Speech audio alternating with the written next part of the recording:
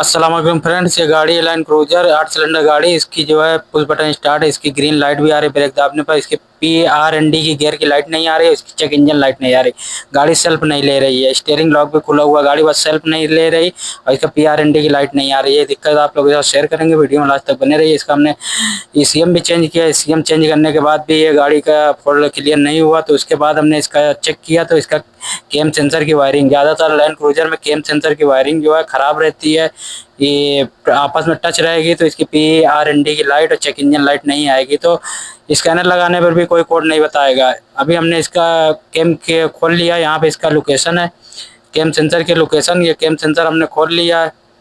केम crank sensor दोनों check करें, इसकी ये केम सेंसर है, केम सेंसर की वायरिंग ये दोनों टच है वायर एक दूसरे में। इसकी वजह से इसकी जो है गाड़ी में सेल्फ नहीं ले रही थी, गाड़ी स्टार्ट नहीं हो रही थी। इसको सही करेंगे, वीडियो अच्छी लगे लाइक करें।